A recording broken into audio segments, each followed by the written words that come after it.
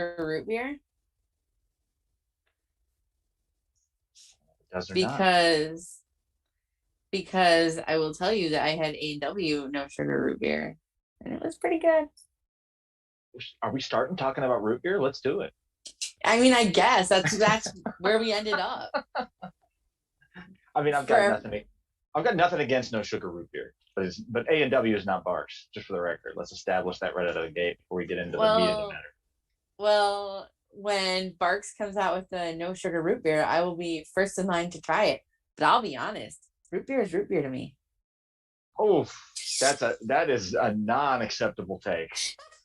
That is a that is a highly controversial take. I like most root beer, but ooh, they are not all the same. Well, I think that I think of root beer the same way I think of pizza. There's no such thing as bad pizza. There's I oh only better pizza. I I I do agree with that actually. I think I've had one thing that would qualify as a bad piece of pizza in my entire life. So I do, at least in theory, accept that premise. But Right? you can't beat bars, though. I mean, so what about how do you feel about um like root beer where like they brew their own root beer I like a and lot it's of like those. on tap? Is I that like is that better than Barks? no, no, Yes, it is. no, no, no. No, no, no, no, no. I'm all for artisanship, and I'm usually like the least corporate person in the world in terms of my taste, let alone aesthetics. But Barks is the best root beer in the world, hands down, like non-controversially, hands down. I mean, that's a wrong opinion that you can have. If I remember correctly, you have other wrong opinions regarding Oreo cookies, but we will get to that later. Thank you, everybody, for joining us tonight. Apparently, this is Root Beer Talk, but also, this is The Stack. I'm Val Pancakes, and I have my dear, close, personal, longtime friend, Dylan Hales, with me tonight. And you can hear him on commentary. You got it right. Thank you. I had it right, but I did double check it just to No, make sure. nobody ever does it right when they do it. Anyway, I'll shut up. Go ahead. Oh no, you're fine. Wonderful. Thank you. Talk about how great I am on the intro. Go ahead. I will.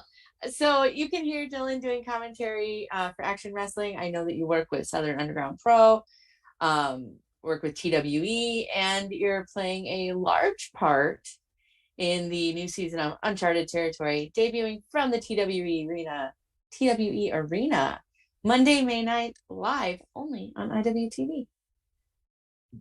That was a very stellar intro. Hit like all the relevant points right out of the gate. And you pretty much nailed it. Yeah, I do commentary some places. I help book some places. I help put some things together. I work for IWTV, and I'm on here to talk about really whatever you want to talk about, pal. But Uncharted Territory is the excuse, so to speak. And I want to thank right out of the gate. I want to thank the Bald Monkeys, the official sponsors of Uncharted Territory Season 4, which does start. I guess I don't know if can we settle something right now on air? Yeah, let's do it. If it's technically next week, does that make it next Monday or this Monday? That makes it because the previous Monday has passed, right? But yeah, it's less than 7 days, and it is. So I always feel weird, like when I'm setting up the tweets for IWTV, I'm like, is it this Monday? Is it next Monday? Whatever the case may be, starting Monday, May 9th, Uncharted Territory, whether you call it this Monday, whether you call it next Monday, I don't know what the appropriate way to put it is, but we're starting, I guess, 5 days from now. Actually, a little bit under 5 days from now, technically, if you're counting hours, from episode 1. Episode 1. So before we dive into all of the fun that will be Uncharted Territory, and because you talk even more than I do, which is a little impressive. I know I mentioned Action, I mentioned SUP, I mentioned TWE, but what companies do you work with and what roles do you fill? I feel like you're kind of everywhere in the Southeast. I think to a degree that's fair. So I actually started, the first thing I ever really did in wrestling, beyond trade tapes with people and things of that nature, was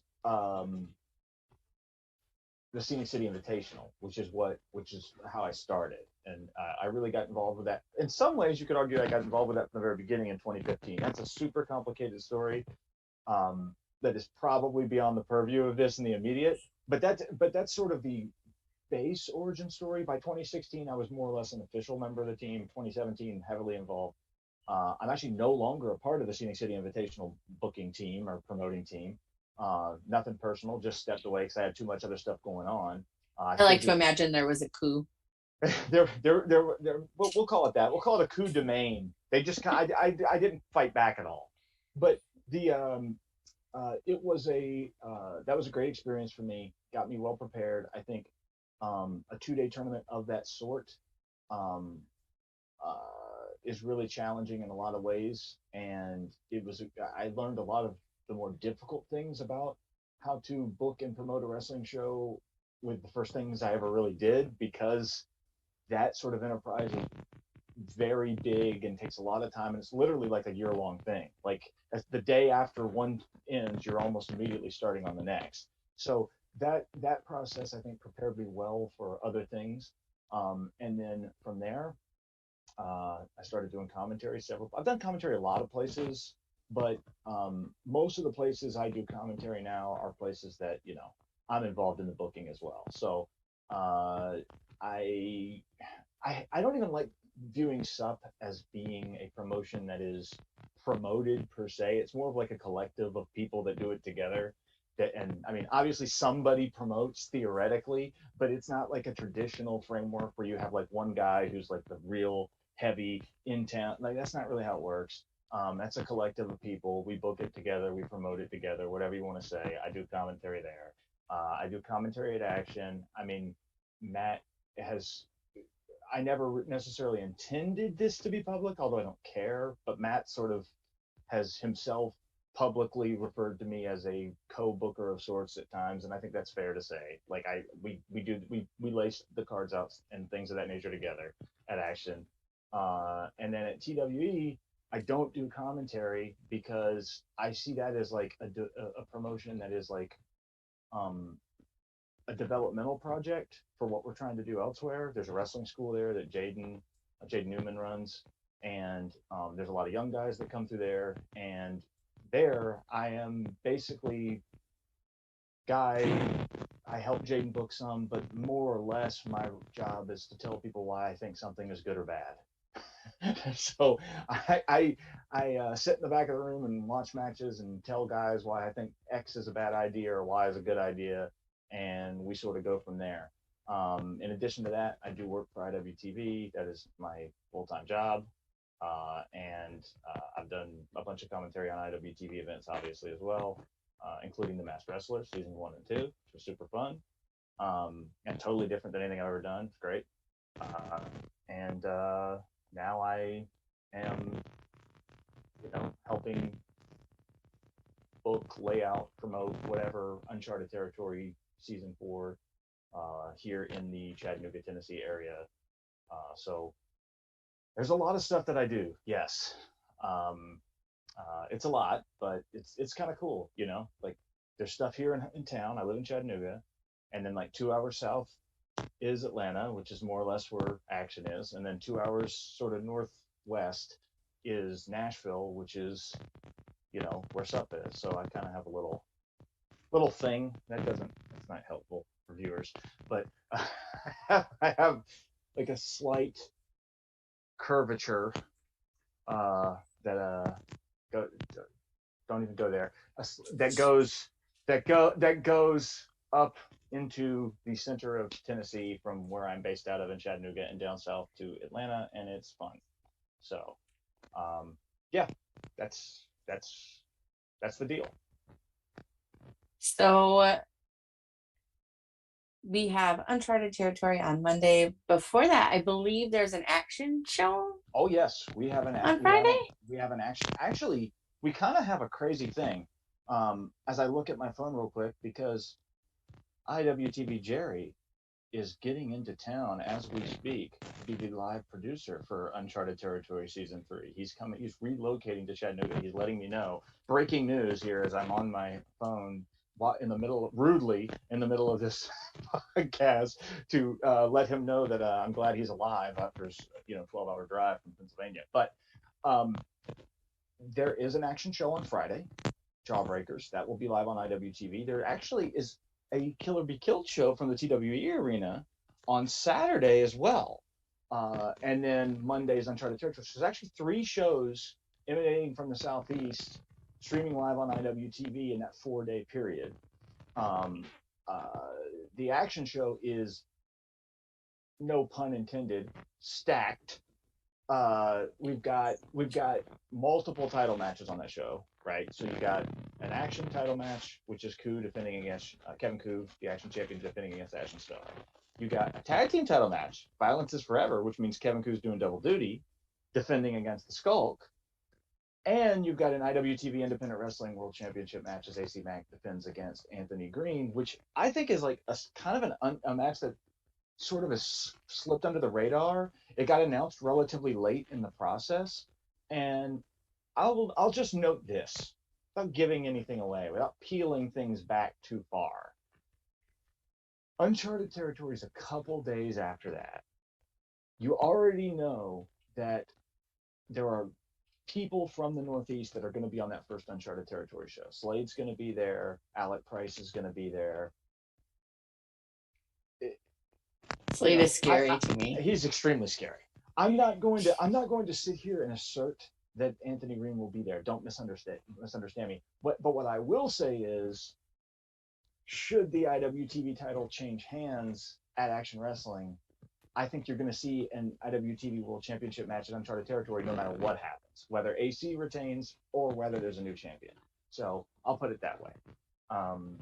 That I don't think gives anything away. I don't think it suggests anything. You can read between any lines you want. That first episode is going to have an IWTV World Title match, I feel pretty confident saying. And Anthony Green is a very, very credible challenger. On challenging for the title on his 10-year anniversary as a pro wrestler, by the way. Synchronicity, numerology. Could mean something. I enjoy Anthony Green. I've been able to see him a couple of times in person, and I love watching him on IWTV. I enjoy AC Mack quite a lot. I would love to see him hold on to that title for at least a little bit longer. I'm biased. If it were I'm up an to AC me. stan, so I'm admittedly very biased toward AC Mack. But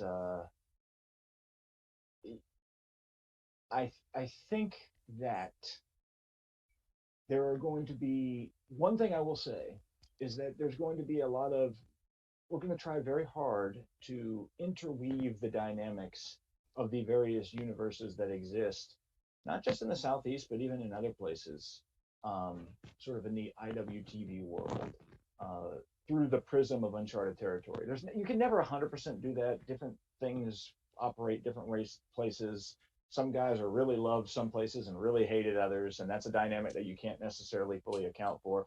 But and women too. I should not gender that. But I think that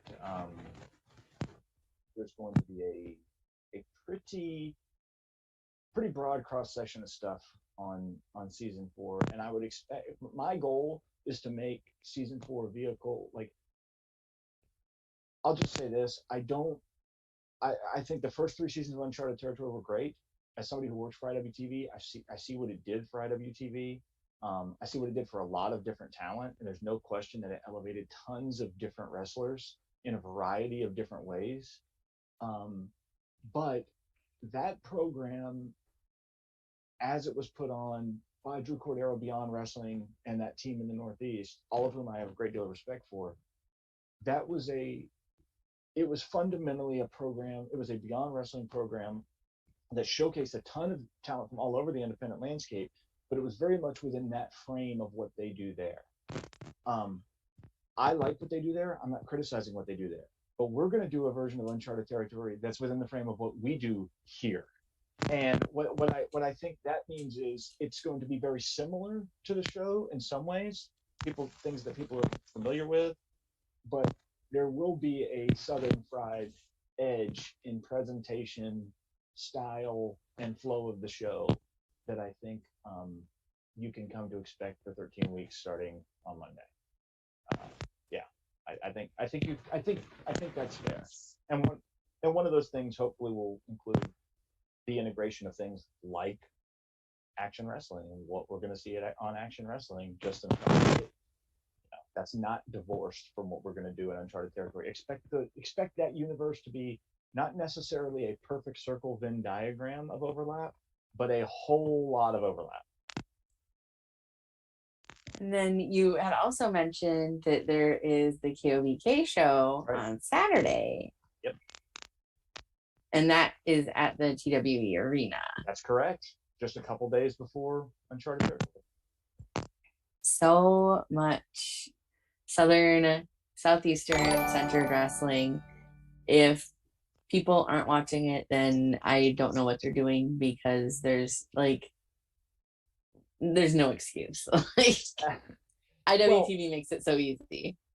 We do try to make it pretty easy. And obviously it's no secret, like the whole Southeast First thing is an initiative to develop people in the Southeast and to sort of promote and push this scene more. When I got involved in independent wrestling, one of the reasons that I went from being somebody sitting in the crowd to somebody that was involved on the business side was, for years and years and years, I'd grown up seeing really talented independent wrestlers in the Southeast, people that I really, really, really thought were great, who never really got the break because there wasn't really an infrastructure for it. And I mean, Val, if we're being honest, the area, the country where you're from has had similar issues, where you have really talented people that up until relatively recently, unless some guy's filming their show on landscape mode on his iPhone, lots of times that footage doesn't even exist. People I think of for example, somebody from your rough area of the country, I wish we had the entire career of Jeremy Wyatt documented on tape. And the reality is we just don't. And when I got involved in the Southeastern scene, there were guys like Sean Tempers, Kyle Matthews, who's come back from a retirement, but is not as active as he was, but is still outstanding. People like Mr. Teen Excitement, Drew Haskins, people like this. These are names that probably aren't familiar to a lot of people, but they should be, and they would have been if there had been an infrastructure in place for people to actually see this stuff. And now it's now there is an infrastructure in place, and we finally are in a position where we can hopefully take advantage of that. Obviously, I've said this publicly before on social media, but it's to me, the whole Northeast versus Southeast thing, I don't care about that. Truthfully, I don't care about that. I don't need to say Southeastern wrestling is way better than everybody else. That's not a thing I need to say. I have my own biases towards certain guys, certain places, certain promotions, but I don't feel compelled to say that. What I do feel compelled to say is that Southeastern independent wrestling is as good as any place else, and that we do things differently in certain ways, and in ways that I think the independents could frankly use a little bit more of. And I think that is what we're going to try to do with Uncharted Territory. We're going to try to inject some of that southernness. My favorite wrestling promotions of all time in terms of a storytelling week to week wrestling presentation perspective are Smoky Mountain Wrestling and just the sort of old Memphis studio wrestling with Lance Russell holding a skinny microphone and that's my favorite kind of wrestling. I'm not going to sit here and say we're going to do exactly that, because we're not. But are we going to do something that has a lot of influence from those things? Yes, we absolutely are. Is it because you don't have a skinny microphone? I might get a skinny microphone. You really should. I'm not going to sit here and say that I haven't looked into it. I would be lying if I said that I hadn't looked into it. So, yeah. Lance Russell, by the way, the best announcer, best commentator of all time. No shade on anybody else. There's been some other greats. Nobody better than Lance Russell. No one. I can honestly tell you, I do not know who that is. So that's okay. You're allowed to not know, but we will correct that, Val. We will correct that. Oh no. We will correct that. I will send you some Lance Russell in action. We will fix that problem. You're allowed to not know. I would appreciate that. There is a lot, especially with independent wrestling, that I don't know or haven't really caught up to yet. How when did you start to really get in? I'm turning the tables. I'm interviewing you now. When did you really start to get into independent wrestling? So I've been into independent wrestling in my local Omaha, sometimes Des Moines area, since 2012. My first show was August of 2012. And then, but I've only started getting into independent wrestling like really outside of my local area in 2019. And that started in part with wanting to watch Uncharted Territory on IWTV. Hey, I love that. I love to hear that. Let me ask you. So, like, your local indies would be like Magnum Pro, right? Yep, Magnum is a company that I work with. Yes. And then, if you're out of Des Moines, then it would also, like, if you were going to Des Moines, would be that like Impact Pro, the IPW era, or I know that there was like 3XW. I didn't get to a whole lot of that. First ran a couple of shows in Des Moines that I went to. They sure did. Yeah, I forgot about that. But that was really it for me. Like, there's a company up in Sioux Falls that I've gone to a couple times. Okay. They were Midwest All Pro. Now I think they're called Flagship. Okay. Because a bunch of the guys that I knew from down here would wrestle up there, so that's why I would go. What hooked you on independent wrestling? What made independent wrestling appeal to you, that to the point where you're willing to go out of your house and drive to Sioux Falls? I don't know how Sioux Falls. Do you live in Omaha?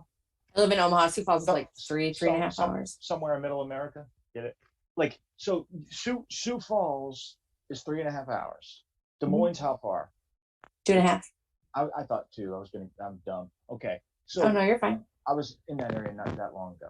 So those are like substantial drives, which means you're not doing this unless you really enjoy something. Like, you're not going to be like, well, I guess I'll drive 3.5 hours for something that might be fun. So what about independent wrestling appealed to you enough to get you off your couch, out of the house, and driving 3 hours? I mean, 3 hours isn't that far. I mean, you do live in like the Great Plains or whatever. So like, well, not quite, I don't guess, but almost. Yeah. That's far to most people, though. And that's not the furthest I've driven. I know it isn't. But you get my point. Like, this is there has to be something about it that appeals at some level for you to be able to, for you to like go from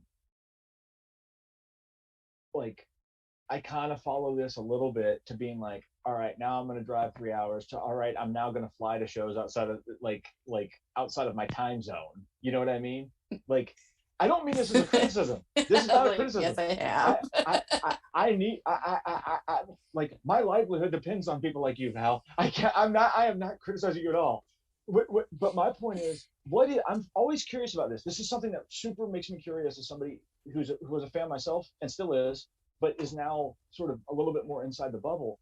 I'm always interested in this. Like, what is it about independent wrestling that differentiates it from not just mainstream wrestling, but also like going to the movies or some other thing that you could theoretically do on a Saturday? So I think part of it for me is I come from, when I was in college, I used to go to shows, like, punk shows, emo shows, however you want to call it. And I used to book bands to play shows. And so it's like that independent music to independent wrestling is just like, that's like a lateral movement for me. It's just kind of replacing one thing with another. And so I was used to driving 2.5 hours, 3 hours, 4 hours to go see a band I like. What's the difference if it's a band I like or a wrestler I like? And for Go ahead. me, oh, I'm sorry. No, And I want you to for go ahead. and for me, like it's fun.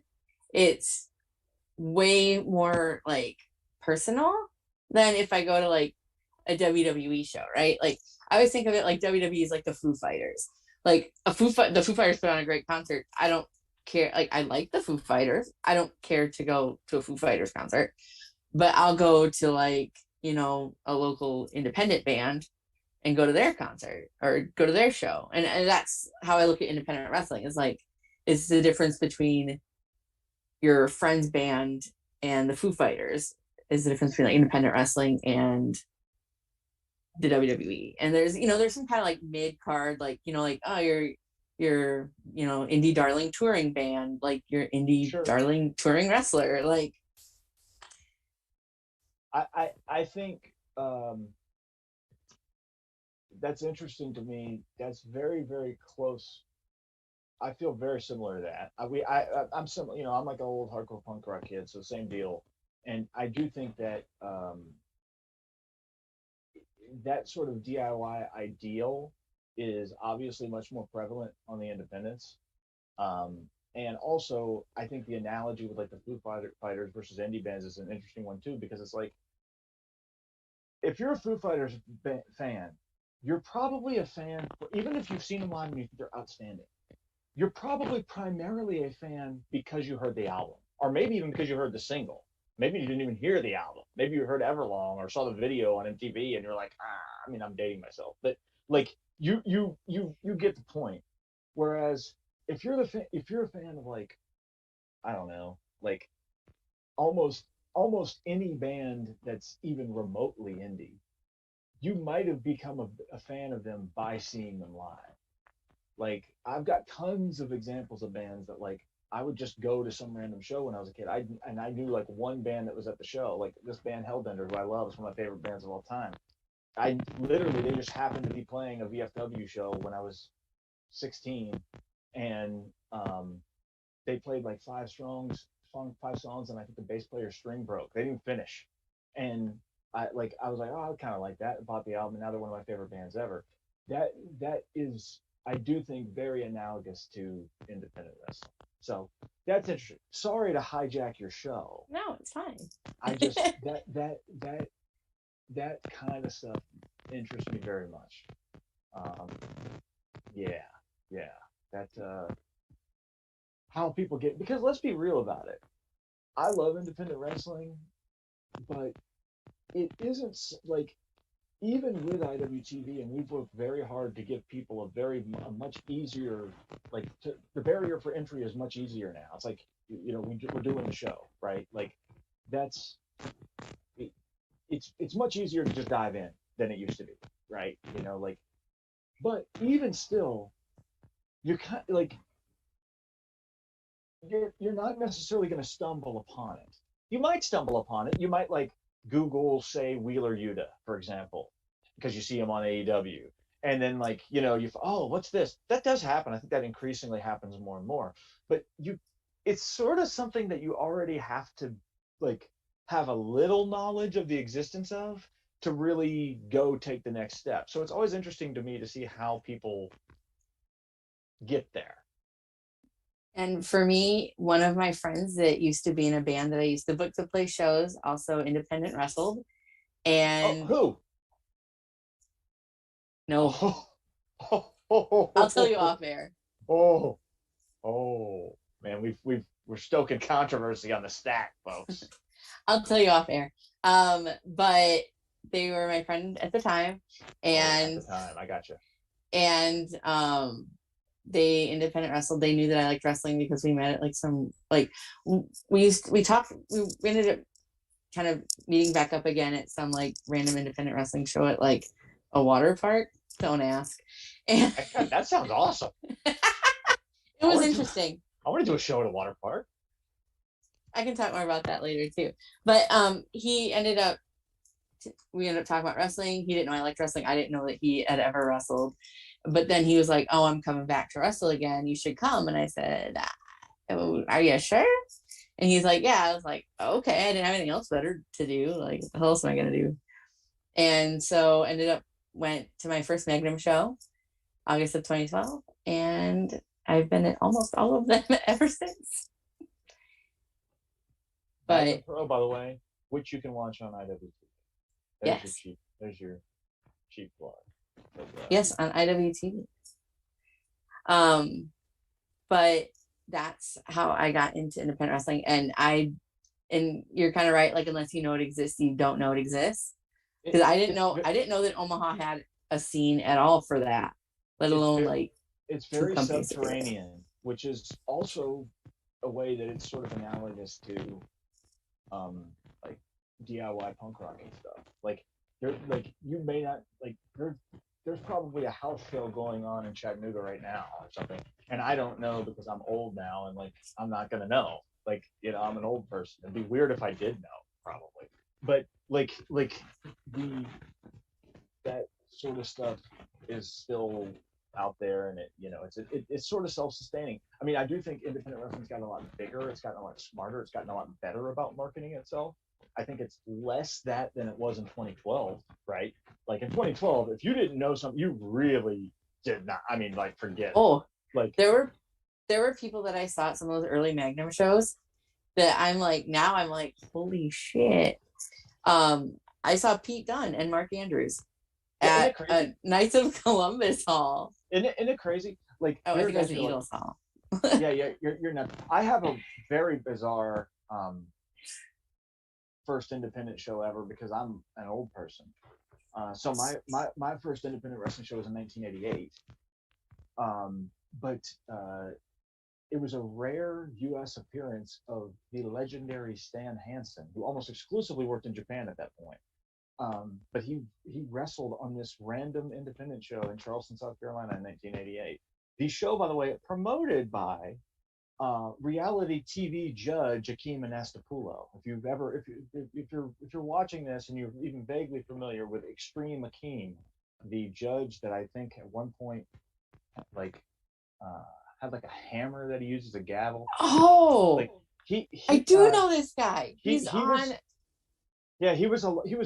promoted a couple wrestling shows in Charleston, South Carolina when I was a kid. So the first show that the first independent show I ever went to, not the first wrestling show, the first independent show I ever went to, promoted by Extreme Akeem and Astapula. Maybe I'll get me a hammer for a gavel at Uncharted Territory, and I'll just make edicts like Extreme Akeem. That'd be cool. I don't think it would work very well, but not with that attitude. Well, fair enough. You got to embrace the gimmick for it to work. That's true. If you fight against it, it doesn't work. Gotta have a robe. Yes. I don't know if I can pull that off. I mean, I think you could. I don't know. I don't think I have if I had a powdered wig to go with it, maybe. But can you imagine me doing commentary with Moe's at the TWD building with the powdered wigs on? That'd be an innovation for Uncharted Territory Season 4. I think it would work. Actually, you know where it would work probably better than TWE is Action, because at Action we've got the stage. We're up. The commentary is elevated. We're sitting there, with powdered wigs, and long flowing robes. I could even get some rouge and rouge up my face a little bit. Yeah, go lean into it. I think at Action we could do that. I don't know if I'd feel comfortable doing that at the TWE building, but the TWE building, by the way, a very underrated wrestling venue, in my opinion. You've been there, Val. TWE arena. Okay, it's yeah. I even tweeted not that long ago. I was like, I miss the TWE arena. Isn't it I mean, it's weird because it's simultaneously bigger and smaller than it looks on video. It's both. It's both this is smaller than I think, but then when you're in it, it doesn't feel claustrophobic really. So you're oh, there's plenty of room in here. The best seating in independent wrestling. A cushion. Those chairs are nice unless you have to move swiftly. That is fair point. That's a fair point. Because there's no moving swiftly. You can move swiftly, and then Daniel Makabe can hit his head on the chair. That's true. And bleed profusely. That did happen. That happened at the Future Showcase tournament, if I'm not mistaken. I one time at a TWE show there, Cody Manhorn. Oh boy, I cussed him out after for this. He for some reason thought it would be just a good idea to just like recklessly just like dive into the chairs and like from the top rope. And when I say into the chairs, I mean the person that he was diving at moved, so he just went straight into the chairs. I was so mad. God, I was mad. Did he break a chair? Has anybody ever broken one of those chairs? Those things Yes, at the last ICW show there, well, Cruel and Schlack destroyed at least one, possibly two, and I mean destroyed it, like over the head, smashed to bits, like using the wooden parts to stab each other. Yeah, like not like, oh, it's slightly messed up. Like this chair does not exist. You know, like it is kindling now. No, correct. No element of this chair sustained itself. It was like a full molecular meltdown, basically. Yeah. The chair just gave up. It was like, nope. Yeah. And like me and Jaden were just watching, like, well, what are you gonna do? You're gonna get in there and stop them? I'm not. Like, I mean, I'm not gonna get in between Cruel and Schlack. If you want to do it, go for it. I'm sitting my ass right here. I know that two giant large men that I'm not even gonna come close to trying to get in the middle of. Not even close. No, wouldn't dare it. Wouldn't dare it. Wouldn't even enter as a thought in my head. No, just couldn't. Terrifying. So, with Uncharted Territory coming up, starts May 9th. When does it end? August 1st. So it's a 13-week season that is sort of designed to lead up to the Sydney City Invitational, which is... I was going to say, that's like right before SCI. Yep. And there's some other stuff that's kind of plays in. Like, for example, SummerSlam weekend is like a week before that, but it's just a couple of days before the last episode. And Southern Underground Pro is running on that Friday in Nashville. So again, when I talked about things sort of weaving together, there's going to be some things that overlap and make some sense. So it's not just that we'll be building things for Uncharted Territory. We will. Obviously, you're going to see some stories and some things that are going to culminate there over the course of the season. But there's going to be some overflow and overlap at places like Action and places like SUP and places like the Scenic City Invitational and places like TWE. TWE has our first live stream also in June. And that show is stacked. Sink or Swim is stacked. That is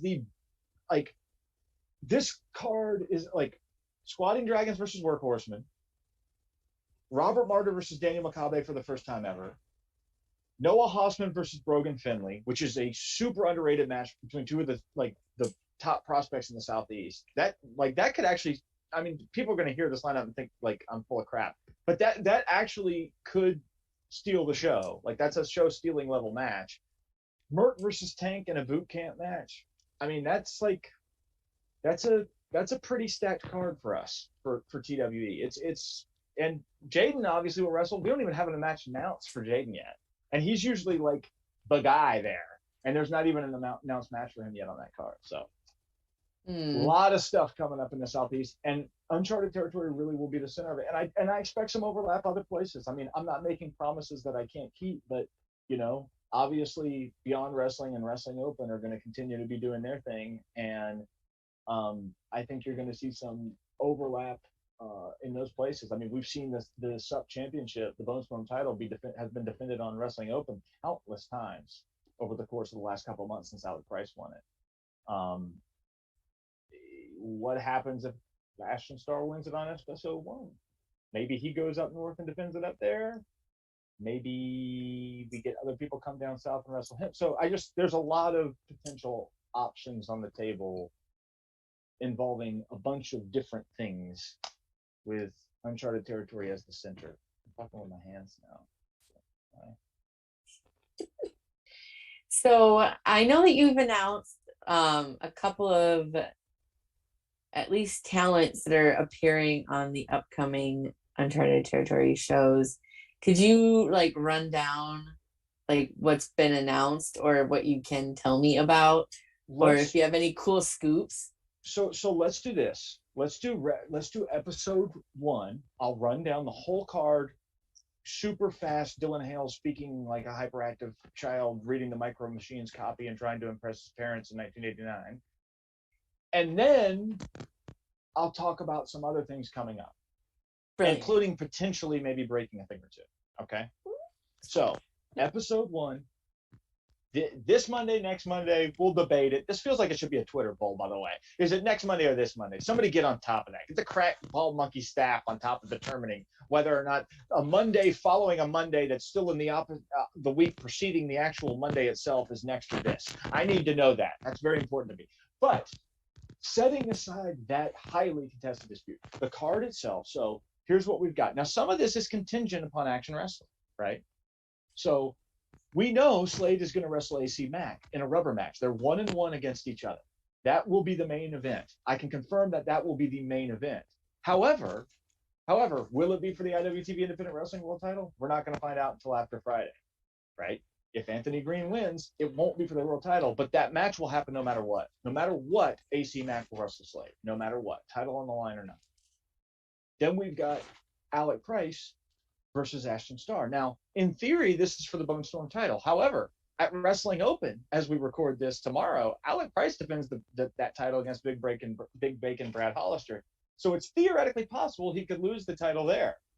Ashton, by the way, is wrestling against Kevin Koo at Action for the Action title on Friday night. So it's possible that match could end up being an Action title match with no subtitle, or it could be title versus title at episode 1 of Uncharted Territory. But either way, Ashton Starr will wrestle Alec Price. Whether there's a title involved, whether there's 2 titles involved, whether there's 1 title involved that's not even the current advertised title that's supposed to be involved, there will be a match between those 2. Then there is a third potential prospective title match.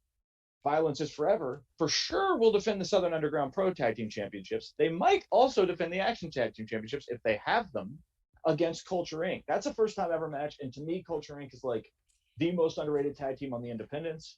I think they could very, very, very, very easily steal the show. I think that match has high potential to be the runaway favorite. Then we've got Bulgarian wrestler, Alabama wrestler, Damian Tanger versus Adam Priest. And those 2, by the way, have wrestled before. And I think Priest, in my opinion, is one of the 10 best independent wrestlers in the world. I really believe that. I think he's that good. Tangra is, from a prospect perspective, is blue chipper and then some. I think this match is going to be outstanding. Jaden Newman and Alex Kane also on that card, and Jaden has been talking some smack in the TWE shows leading up to that one. So there's a little bit of a personal element in that. One thing about that match that a lot of people don't know too is, while Jaden obviously sort of made his hay in the TWE arena, his home building, Alex Kane's first big show that he credits would be in the show that kind of put him on the map was the Scenic City Future Showcase a couple years ago, which was in that building. So that's a building that has a lot of importance to the careers of both guys, okay? That's something to keep in the back of your mind. We've also got the return of the Discovery Gauntlet, which we've seen in previous seasons. We've got Kinsey Page versus Shaza McKenzie, which Kinsey Page, when I think of Southeastern women's wrestlers, to me, she is the gold standard at this point. And, you know, Shaza's been going all over the United States since she's been here against sort of a who's who. Kinsey is not one to sleep on. And I think that's another match that has high potential. The show, the lineup, the card, I feel very, very strongly about it. There could be some surprises as well. Take that however you want. I think there could be some things, wink, wink, nod, nod, hint, hint, that are not necessarily advertised at this moment. Maybe not matches, maybe some other personalities and stories and elements, though, that you have not seen as of this time pop up on social media. And then, you know, in the subsequent weeks, we have several different things announced. We have Tony Deppen on episode 2. I can also confirm that Shaza McKenzie will also be on episode 2. She's on episode 1. She will also be there on episode 2.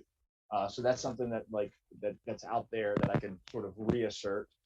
Episode 3, I believe, already announced we have Anthony Henry. Marcus Mathers is going to be down for that show. John Wayne Murdoch is going to be down for that show. So that's quite the that's like 3 of the most different wrestlers you can think of, by the way. All yeah, I'm kind of all over the place. For episode 3, all those guys are down, and we'll break a couple of things real quick here. All right, we've got some other things announced, but I'll go ahead and break a couple of things real quick here.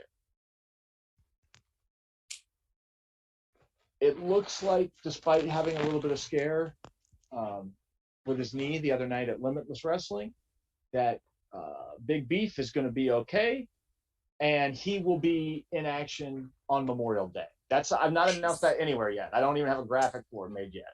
But Beef will be at uncharted territory on Memorial Day. Big Beef, one of my favorites in the Southeast. He will make his debut there. And then also, I'll go ahead and throw this one out here as well. Billy Starks will make her debut on episode 3. So Billy will be on episode 3, which is May the 23rd. I'm not going to say her opponent yet, but you can't get that. You can't get that out of me. But she will be there.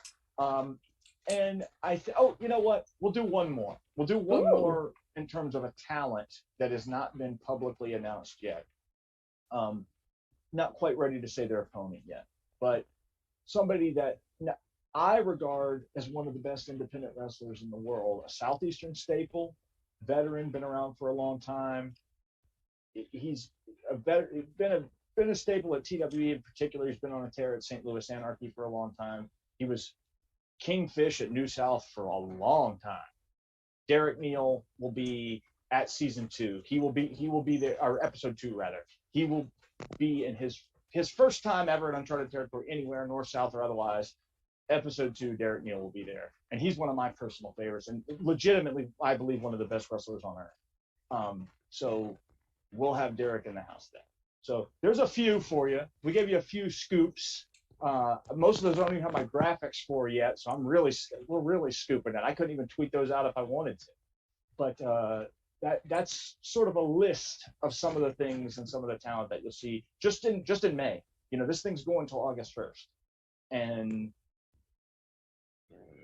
I'm going to try my damnedest to get a wide variety of people, talents, wrestlers into the TWE arena.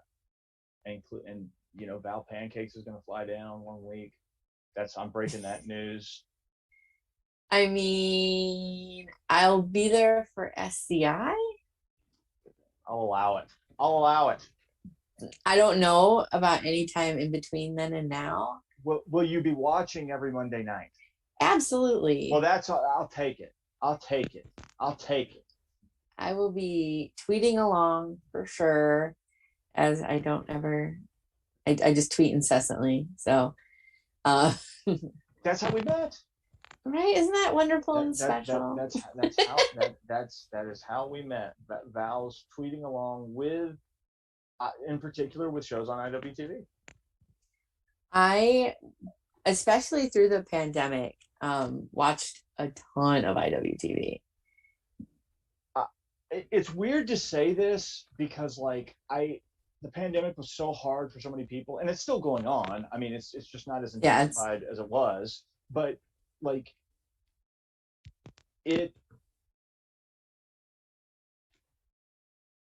I feel like IWTV became almost a community project in some ways during the pandemic. Like during that period, particularly that period where we had streaming of premieres of content during like all hours of the day. You know, when the whole world shut down, it was like, well, I'm sitting there with you know, Mike Burns and Jerry and Jordan and Drew, and we're just like, all right, here's what we're going to block off for this hour. Like, and we honestly didn't know what to expect, but like we wanted to give our customers something, you know, people that are supporting the service, like here's some stuff that we've got in our archives. And it just feels like it became literally a community project of sorts that I think legitimately helped keep some people sane. And I'm not going to pretend that it was a that we were engaged in some sort of hyper benevolent altruistic enterprise. Okay, but I am happy that it became a thing that a lot of people really enjoyed being a part of, and the social media engagement and talking about their favorites and promotion sort of emerging from the pack as like things that people suddenly wanted to follow. Like, oh crap, I didn't even know this show existed.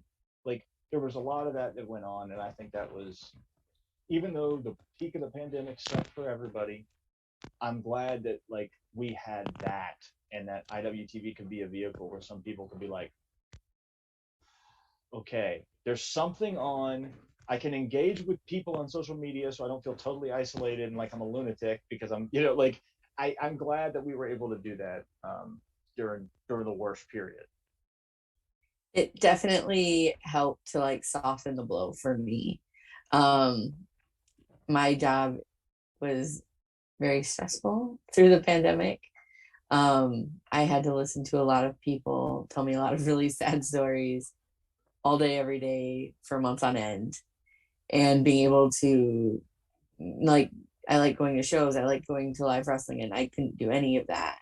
And it's like the only thing I had was I had like a few people on Twitch and I had IWTV. Like that was my like way to escape and way to do something that's not just sad and depressing all the time.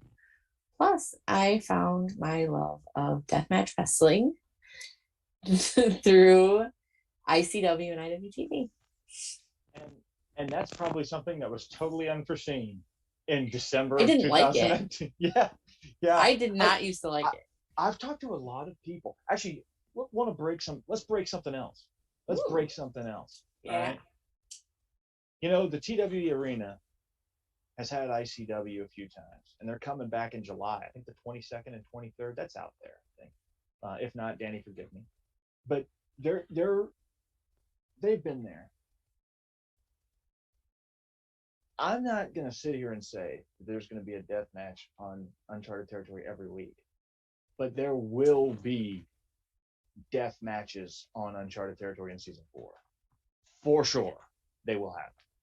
So that is a thing that you can expect on season 4 that you haven't seen in a little while, which is not a knock on Beyond. Like I'm not knocking what they do, and they did some stuff at times. It's not like they never had death matches even in the White Eagle, but we will definitely do at least a couple, if not more, at least a couple probably over the course of season 4. So that's something that you could expect that I don't think people necessarily think of when they thought of uncharted territory, at least in the recent past. And we'll do at least a couple of those, I think, during the season. But yeah, deathmatch wrestling, totally a phenomenon during the pandemic, no doubt about it. And a lot of people I heard very similar to what you just said, which was, I didn't like it, and now I watch all of it. Like, it's very, very, very strange to see people go from like, this isn't for me, to this is it. This is like, and a lot of people seem to have gone through that transformation during that period. The pandemic changed me. Changed all of us, I think.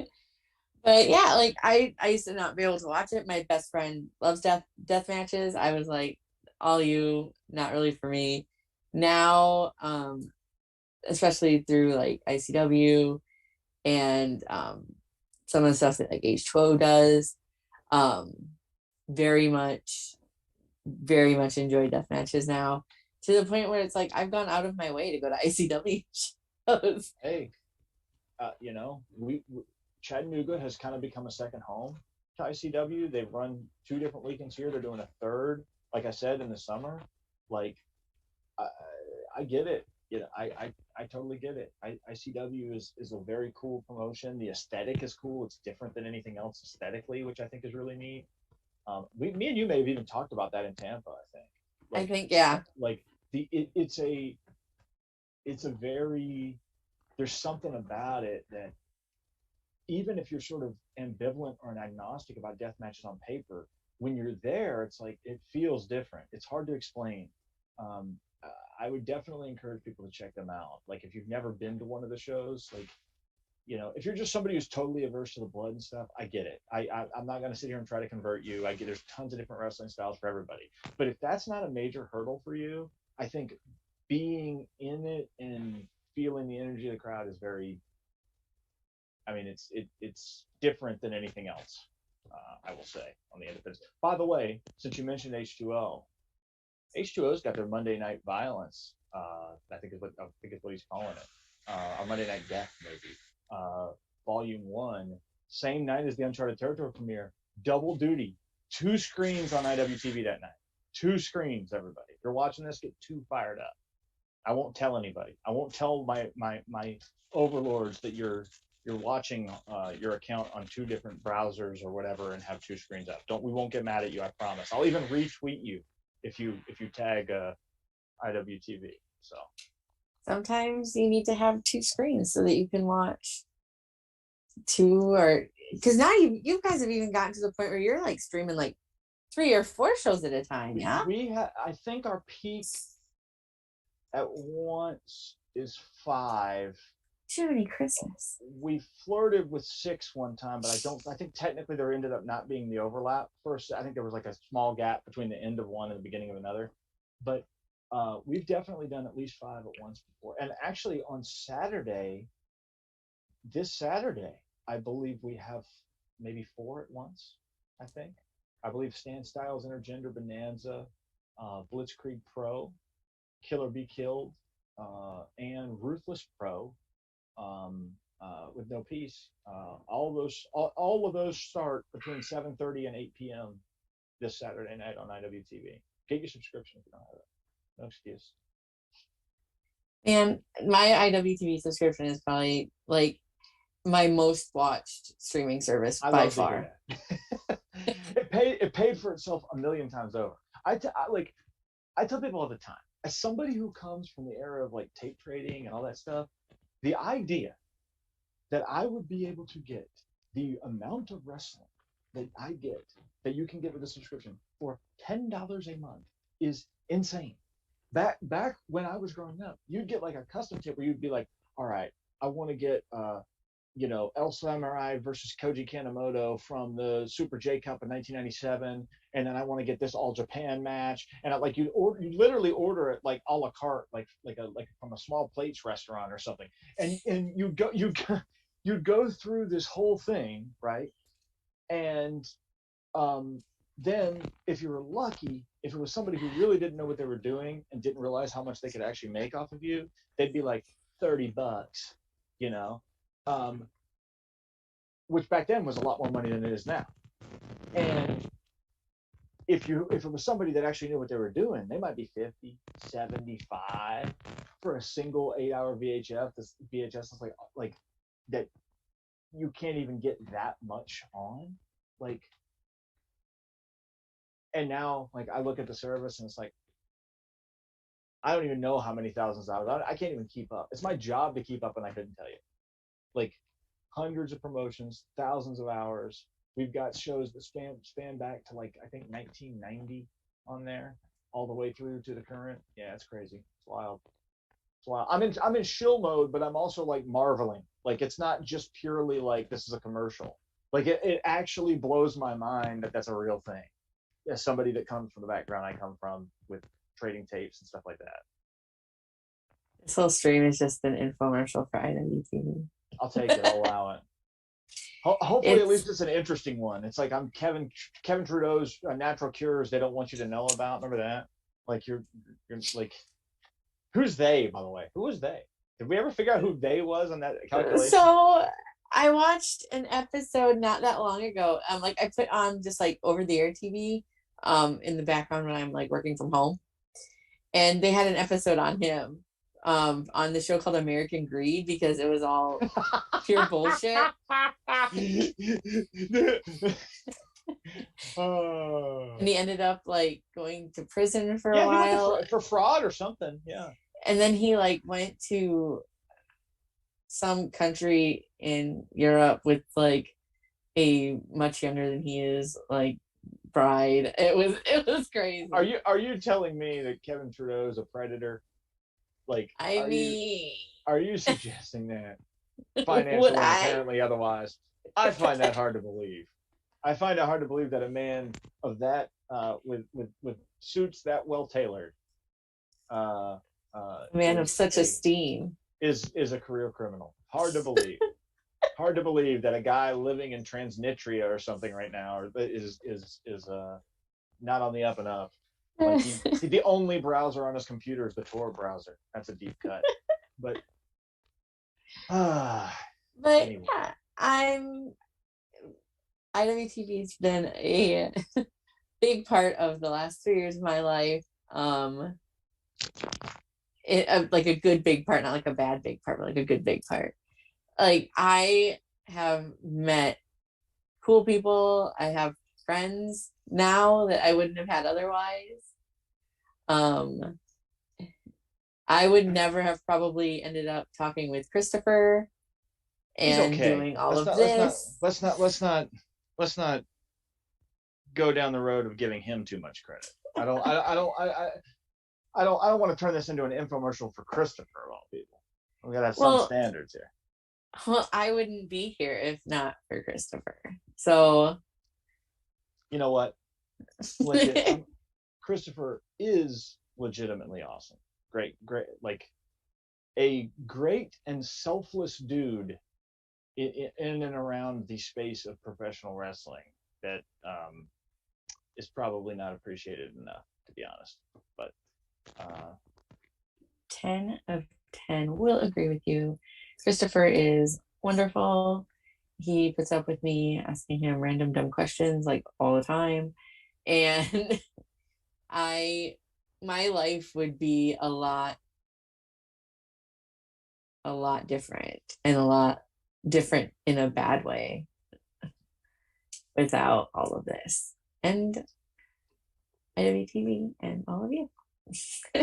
that I feel like that's a period. I feel like we're winding down on that note. But I look, here's what I want to say. Okay. I'm gonna put Val Pancakes back in the hot seat. We're gonna reverse this again, and I'm interviewing again. Okay. Oh no. Okay. And I want our producer to monitor this very, very closely. All right. To make sure I get straight answers on the record. I've got 2 questions for you. They do not involve the number of undeleted emails in your box or unopened. Here are my 2 questions for you. Number 1, what is the thing or wrestler you would most like to see on Uncharted Territory Season 4? Number two, what is the thing that you're most interested in seeing on week 1? Doesn't even have to be a particular wrestler or match. Could just be something about the ambiance, like does Jaden's hair look nice? What? Which it doesn't. It's very shaggy right now. I was like, it's a little. Yeah, he's looking rough these days. But Cheyenne likes it, so I'll allow it. What is the thing you're most looking forward to on week 1 as we come up on it, and what that maybe isn't on week 1, or something that you would like to see that you don't know if it's going to happen, but you'd like to see it. Talent, thing, improvement to the air conditioning at TWE Arena, any of the above. I mean, I'm excited to see, I guess, on the first show, and I'm trying to remember, you listed a bunch of matches and I don't remember them all, but I'm just kind of trying, like, I'm excited to see like how some of those Northeastern people, what the reaction is to them in the TWE Arena. I like that. Because the TWE crowd is very animated in some respects. And to see that's an understatement. And to see how they react to Northeast talent, people that they may not be as familiar with, or people that they might have, like the Southeast Northeast kind of feud with, and see if anybody swings on anybody. I'm being honest. Hopefully not. I would hate to have to leave commentary to try to tackle Sherry, and she like knees me in the face and breaks my jaw. That would be a bad start to the season. But that's a cool answer. I like that as an answer.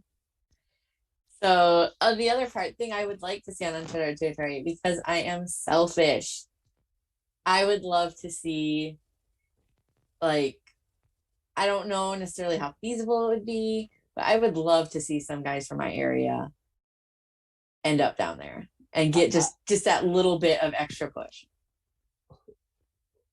Who do you have in mind?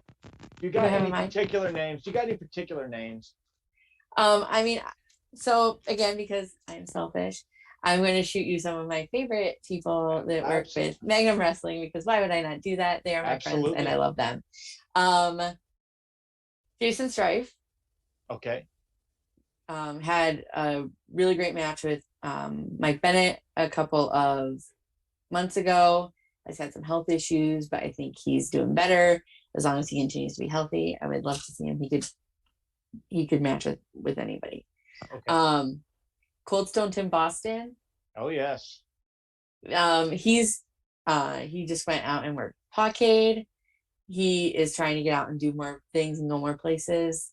So he's one on my list. Okay. Donnie Pepper Cricket, he's always fun.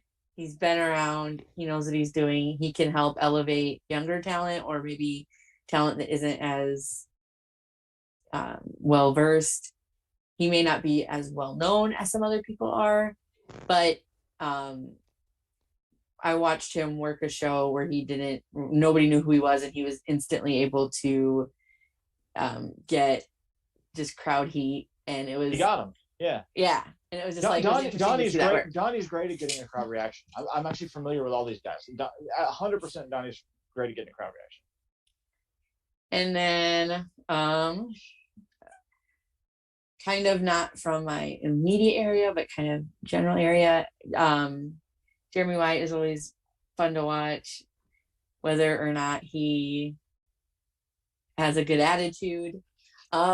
He's a good wrestler, and he can match toe to toe with anybody. And I think that he's flown under the radar for a really long time. I like all those picks. I promise nothing, but I will tell you that I have absolutely been looking at people from all over the country to see what we can do to make possible. So I take, Val, your counsel under advisement. That's seriously why I asked. I like, to me, Uncharted Territory is the flagship show on IWTV. It is. It just is. And while this show is going to heavily feature Southeastern talent, obviously, it is not going to be a show that is exclusive to, I think even episode 1 shows you that. Slade's in, Alec Price is in. Like it's going to be people from outside of that space coming in as well. So you never know what you're going to see. You never know what you're going to see. And I want to reiterate this. So I rudely look at my phone again. Oh, I might have a date with IWTV Jerry here. But don't tell anybody, including the people watching this live. But my brain is fried. It's been a long day. But I do want to reiterate that what we're going to try to do with this show is make it a Southern style version of a staple that people already enjoy. And I want people to, it's the flagship show. I want people to be excited for it, but then not let down when they watch. Because the worst thing in the world is when you're excited for something, you're like, that's fine. In a way, it's better if it's bad. I know that sounds insane, but it's like, Killer Clowns from Outer Space is more fun to watch than something that's just like fails at what it's trying to do. So we're going to try to deliver. We've got a ton of people here that really, really, really want to make it a big deal, that appreciate what we're trying to do for the Southeast, and that are part of the team. And I don't know. I think it's going to be a fun season. I think Val may end up coming down for an episode, even though she refuses to commit to it and is going and probably is going to end up saying no, but she's going to watch all 13 episodes live. We've got a commitment for that. So even if, for example, she were to get arrested, there's a situation now where we have her on record, committed to watching all 13 episodes, which means prison cell phone situation possibly. Are you ready to do that? I mean, if I have to smuggle it, like I have places. All right. Prison cell phone commitment level from Val Pancakes here on the stack. We heard it here on the stack, which means I expect a much more mild commitment from everybody watching this. It's like, I don't expect you people to be like, I'm going to smuggle a phone into prison if necessary to watch all 13 episodes. I just want you to watch it from your house. Way easier level of commitment. Let's be honest.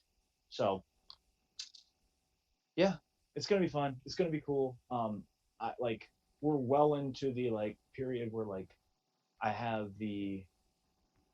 I feel like I should be doing more, even though I've been doing a ton to get ready for it phase, But I'm excited, and I want to thank the Bald Monkeys again. The official sponsors of season 4. That's huge. That's huge. It is legitimately not possible for independent wrestling to exist and function without fans, partners, sponsors, podcasts that actually collaborate, promote, and help develop this, the scene. It literally cannot exist without that. It's like, you're from a punk rock background too. It's like zines. When I was a kid, if you didn't have zines, what would you do? We booked our entire tours out of zines when I was growing up. You know what I mean? The infrastructure of things like the Bald Monkeys is very similar to that. It's very analogous to that. And I am super, super, super appreciative of all of the Bald Monkeys, even Crystal, for supporting IWTV in a bunch of different projects. I'm so supportive. I'm even on brand for this podcast. I will say I popped super hard when you wore the Bald Monkey shirt on the Masked Wrestler. Masked Wrestler, you like that? I was like, I got really excited, took a screenshot, and then I messaged Chris Brent. I was like, look. Yeah, I was really excited. So it was really fun. No, man, legitimately, I used to do podcasts all the time. I was an early wrestling podcaster person, very, very, very early. And I still enjoy doing them sometimes, but to be honest, I'm busy all the time. And sometimes the last thing in the world I want to do is continue to talk about wrestling, even when I'm excited about it, just because I need my brain to be anything else. Let me watch Married at First Sight episodes or something. No, you know what I mean? This, I like doing the Bald Monkey Show. I like doing the stack. It's been a fun time. We started talking about root beer. I got all my shilling in, but it didn't even feel like a shill. It felt like a fun, you know what I mean? That's always good when it doesn't feel totally like a shill. It's great. I mean, I think part of that too is, you have a genuine enthusiasm for it, but also I love IWTV. It helps, yes. I love it. No, I would marry IWTV if I could. I would.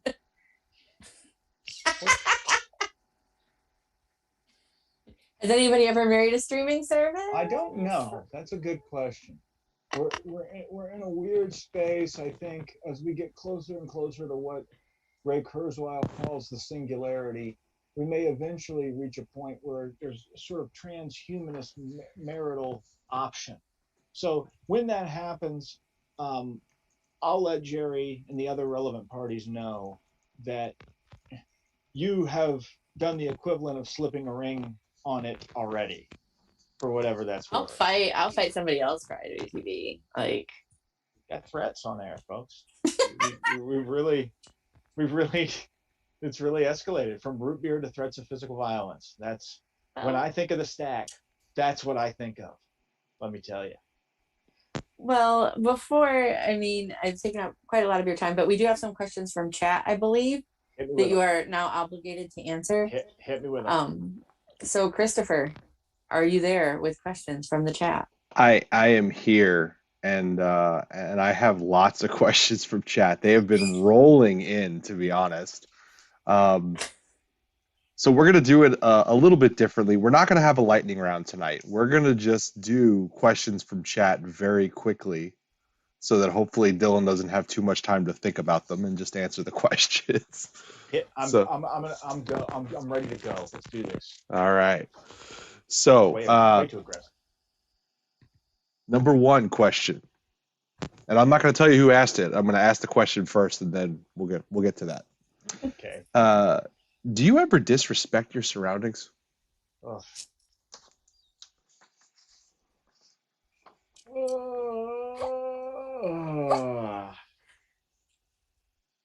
I thought he was at training. Oh, he is. That was from Noah Hossman. Oh, okay. The answer is no. I'm at one with nature. I'm perfectly zen. Okay. All right, next question. Where were you January 6th, 2021? Thankfully not the same place Adam Police from. That one's from Action Wrestling, so I'm sure there's a story there. I was not at the Capitol, I promise. Sitting on the couch, probably. Vic has a question about your PIN number and your mother's maiden name. We'll just skip that one. Let's see, that would be 0 to, we'll answer that off there. Next question. What is your favorite quarterback in South Carolina Gamecock history? Connor Shaw, he's a winner. Connor Shaw is the best Gamecock of all time. He was a true winner. Maybe not the most skilled quarterback in the history of the Gamecocks, so that's debatable. Steve Tannehill was very good for his era, but Connor Shaw is the best Gamecock period ever. That was from John Mosley.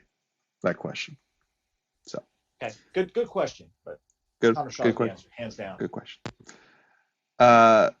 Next question, Dylan. Can you elaborate on the war crimes of former President Jimmy Carter? Oh, I could. I mean, I believe I always get his first name wrong. Brzezinski is the last name, who was the national security advisor of Jimmy Carter.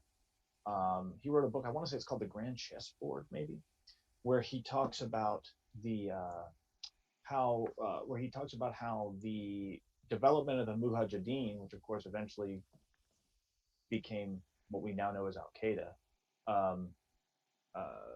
was actually not only was it promoted by the United States, starting during the Carter era, not during the Reagan era, but also they were tasked with carrying out incursions and assaults inside of Russia to draw Russia into Afghanistan. Something that a lot of people don't know. That would be one potential source. So there's a source for you. You can follow up on that. That's my very, very brief answer. That was from Joe Blair. I knew exactly who it was from. Okay. Maybe I'll let you just tell me who it's from after I ask the question. Oh yeah, have him guess. Yeah. Oh my God. Next question. Is Rhonda Thurman invited to episode 1 of Uncharted Territory? I'll see what I can do about that. Okay. I'll see what I can do about that. That is really in baseball. Wow. It's gotta be Matt Griffin. Action Wrestling, yeah. We believe that was Matt behind the window there. Or Action Cat, maybe. Maybe it was the cat, yeah. Next question, is Nick Hogan going to be in the Discovery Gauntlet? Ooh. No comment. If I could make that happen, the answer would be yes. I don't know that I've got that kind of budget. If he would come in for the best hot dogs money can buy at the TWE concession stand and the firmest handshake I could proffer, then the answer would be yes. That was from the Haas man. So bigger menace, Pete Youngblood or Suge D? Ooh, that's a super tough one.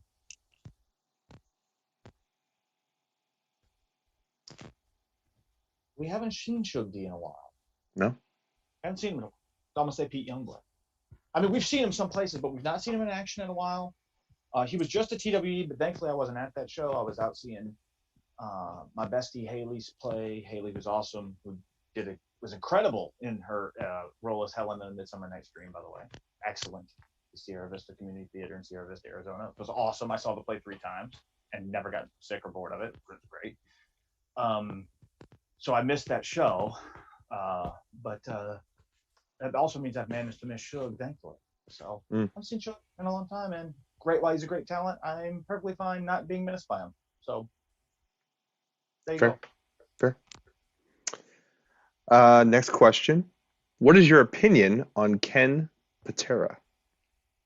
Oh, this is probably not known to a lot of people in independent wrestling, but I once wrote and compiled an entire analysis and sort of historical framing of the whole career of Ken Patera based off of results from his career that started around, I think, 1972 and up until his arrest in the mid 80s. So I think he absolutely should be a Wrestling Observer Newsletter Hall of Famer, and I think he's one of the most underrated draws of his era. I actually think he's probably one of the most underrated drawing cards in the history of pro wrestling. I'm going to look that up now. Interesting. I'll send you a link to my research, and you're going to go, I can't believe you're a serious person and that anybody would do this who's not dangerous for mentally ill. That's what's going to happen. Okay? Like, that will be what happens here. Okay? Okay. So. Okay. I'll be ready for it. That was from Noah Hossman. Next question. Favorite JT Smith match for Eastern Championship Wrestling? Well, it wasn't for Eastern Championship Wrestling, but it was JT Smith and Little Guido versus Spike Dudley and Bubba Ray Dudley from an ECW fan cam that took place in, I don't remember the town. It's really good. Probably find it on Daily Motion if you really want. Ginger beer, just for the record. Ginger beer. I don't want to stoke controversy. It's not root beer. It's ginger beer. Not beer. That is the controversy, that it's not root beer. Yeah. Oh, fair enough. All right, 2 questions left. Okay. This one is, when are you going to book Kita in the house?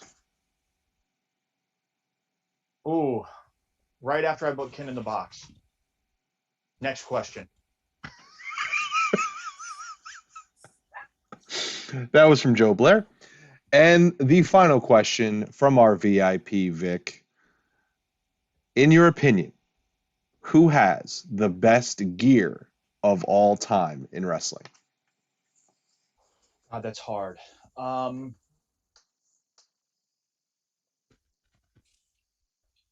Boy, that's tricky.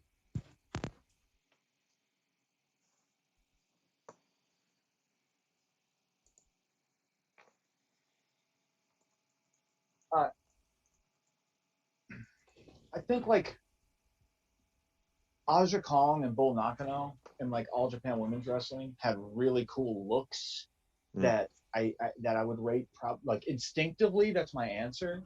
But if I was given like a week to think about it, I could probably come up with something else that's more specific. But that's my instinctive answer. Would be like the badass ladies of All Japan Women's Wrestling in like 1989, 1990, 1991. Very cool. All right, well, those are questions you watch from a lot chat, of that man. on IWTV, by the way. Oh, there you go. Shameless. One more plug. Well, those are questions from chat. That was all our alternative to the lightning round. Thank you, chat, for covering my questions for the night. Val, I'll throw it back to you. Brilliant. This has been like a full love letter to IWTV, which is fine. I do love it. So, a couple of like fun questions, and then we'll be wrapping up here. How do you take your pancakes?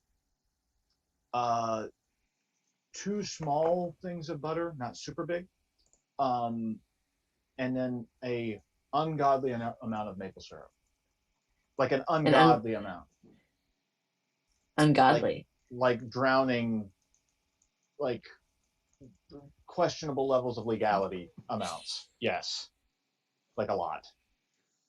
Once in a while, I might put something else on, but basically that. No, that's fair. That's like a good like go-to like everyday pancake. That's Yes. fair. And then I know that this has been asked of you before because you've been on the Bald Monkeys podcast before. And I'm going to ask you again with the hope that maybe, maybe you've expanded your horizons Just asking. since then. Just asking. Um, so when it comes to Oreos, you can get many different kinds. Yep. But if you're going to get a chocolate cookie with a white cream center, you can get many different quantities of them, where you can get the single stuffed or the thin ones or the double stuffed or even the mega stuffed. I'm going to answer this. How are you going to disappoint us? I'm going to answer this, and it's going to be the coldest ending to the podcast ever. Because right as I answer this, IWTV Jerry just messaged me and says that he's pulling up now. So here's what I'm going to do.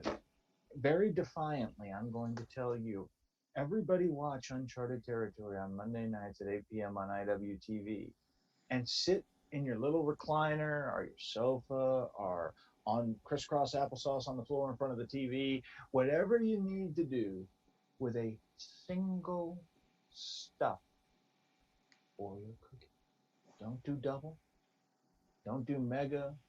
Don't do some weird criminal concoction that absolutely should not be allowed to exist. Single stuff.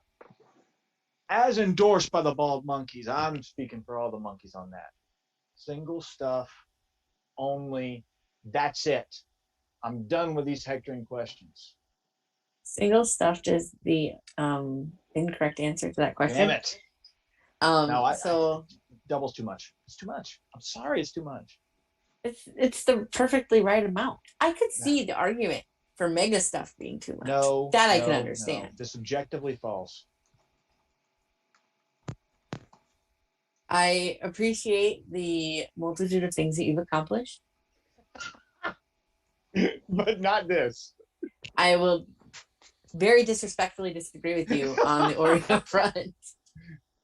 I'll even let you keep Barqs, even though it's not better than drafted root beer. Is acid legal? What's going on? Am I messing right now? Look, single stuff is the way. Barqs is the way. The way to mediocrity. I literally have to leave right now. So I'm going to thank everybody for tuning into the Stack. It's the show that I turn the tables on Val and interview her. I'm going to come on in the future, and I'm going to interview you again at length. And it'll be a great time. And I'm going to encourage everybody to watch Uncharted Territory. I'm also going to encourage everybody to watch Action Wrestling on Friday night. You got Action Friday, Kill or Be Killed Saturday, then on Monday, and every Monday for 13 weeks, you've got Uncharted Territory. And you've got single stuff Oreos and a Barqs root beer next to you when you're doing it. You can do that if you want to be wrong, but to be right, you do have to watch IWTV Uncharted Territory. Follow IWTV on Twitter. They announce all kinds of shows. They're streaming stuff all the time. Watch wrestling till your head falls off. Thank you so much to Dylan Hales for coming and hanging out with me tonight. My dear, close, personal, longtime friend.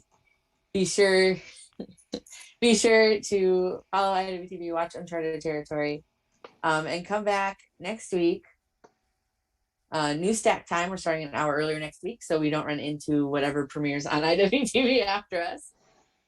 And I will have Rip Bison on the show with me, so I'm very excited. Rip's the man. Watch Pro Wrestling Grind on IWTV and yes, get well Dylan McQueen too. By the way, I wanted to say that. Get well Dylan. So all the love to Dylan McQueen. He was supposed to be here tonight. I swapped Dylan for Dylan. Many thanks, and all the best wishes to Dylan McQueen. Thank you so much, Val. Thank you, Bald Monkeys. Thank you, Christopher. I guess y'all be good. I'm out. Peace. Good night, everybody.